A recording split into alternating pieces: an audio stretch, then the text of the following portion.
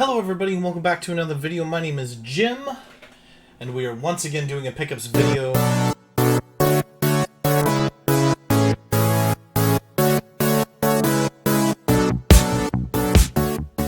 There's been a ton of releases come out recently for the Switch. Plus I've just found some interesting things while looking around. I'm not going to talk about recent figures in this video, but I might start talking about that as a whole, kind of depending what all of you would prefer to see. We have a good stack to go through, so let's just start. This finally came out, Deadly Premonition 2. Okay. I played a bit of this. I'm going to finish the rest of it, but holy crap, did I not think that this would be so far from what made the original Deadly Premonition so charming. And I was really looking forward to this, and honestly I gotta say that I'm not really sure what they were trying to achieve here. It actually performs worse than the first game, which makes no sense at all considering the amount of time that should have been worked on this. It works kind of as a prequel and a sequel, right? But yeah, so far not loving it, and from what I've been told, nowhere near the awesome horror aspects that the first game had. So it's there. Yeah, kind of disappointing. Glad I have the first one to play after this, but maybe it gets better. I don't really know. So yeah, it's kind of meh. It's kind of meh, you know, for me. Next up though, I'm enjoying this. I'm gonna play a lot more soon, and that's Story of Seasons, Friends of Mineral Town. Now this is a remake of a Game Boy Advance game, I believe.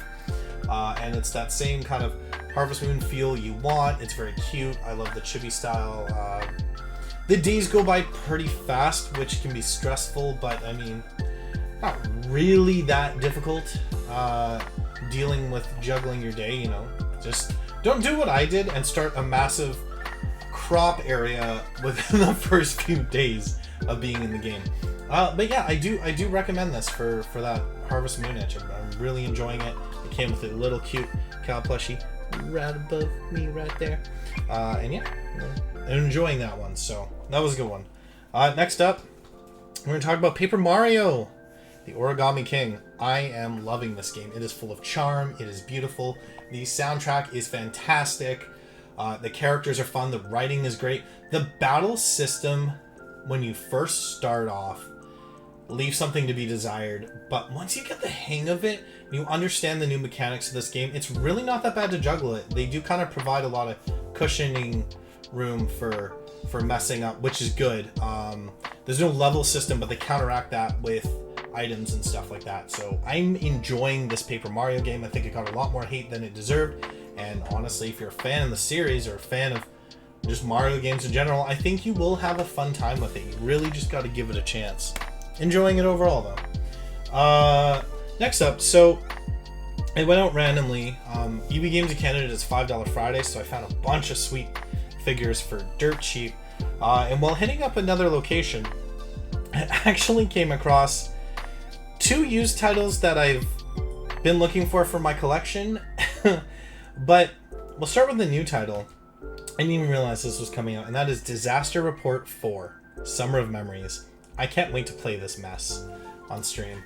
I didn't even know this was coming, let alone that I would find it physically randomly at one of the EB Games locations.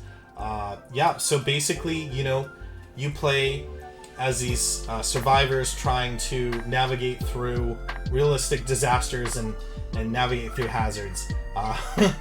It looks cringy, but honestly, I think it'll be just some dumb fun. It was really neat to find this physically, you know. I like to have a lot of niche things in my collection. I like to have that because I feel it separates my collection just a little bit from what you might standardly see, but there's tons I'm missing out on. Next one I got in the same pickup because I found this. I found Into the Dead 2, and I just had to snag this up because I'm sure it maybe plays not great, but honestly, they've recreated a side story of Night of the Living Dead in this and a bonus Ghostbusters side story. So I'm sure this will be some dumb fun to just play on my Switch. I am excited to check this out. I'm a huge fan of zombie games, and it just seemed to fit the bill for something that would fit right into my collection. In the same day as finding those two, I finally got a copy of Penny Punching Princess. I have heard fun, neat things about this game, but I've never actually owned it, and I managed to come across a used copy. The case isn't in the best shape, but honestly, like, I didn't pay that much for it, and I'm pretty excited to check out this charming little game. Again, heard a lot of fun things about it, so had to get it for the collection. Next up is a game I would have normally started this video with, but odd circumstances. So we know that COVID, amongst other things, what it's doing is damaging and awful. We know that as well. On top of that, you know, just certain aspects of the world are getting affected, and shipping with stuff is, you know, there's going to be delays in that. And this game was supposed to come out on the 7th of July, but I didn't get it until the end of the month. I actually lost hope that it was coming. I pre-ordered it so I could get a physical, and I don't think barely any came where I live. And that's Catherine Full Body on the Switch. And I've personally not played through Catherine myself. I've watched others. I've always liked it. I like the story around it. It's fun. It's just another awesome game from Atlas, and it's the full body version, so you get all the extra content that they put in this. And it does come with a little sheep keychain inside there. So I will be opening this soon and playing it, but I just wanted to check that out. And then something cool that EB did recently, apparently if you buy enough used games, you get a 6th one for free if it's valued at $40 or less. So I was quick to rifle through the used bin, and I came across Atelier, Liddy, and Sewell.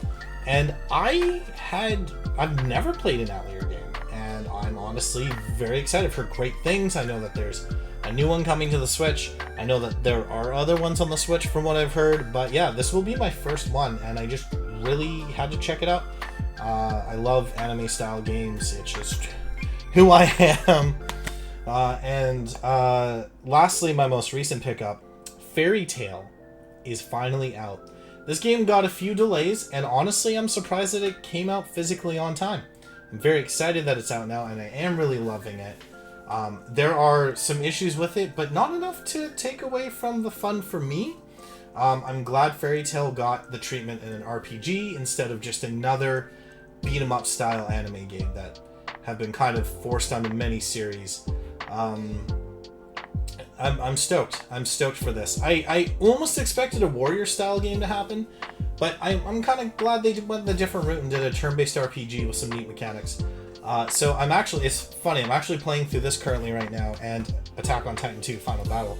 Finally opened that up. I've had it forever.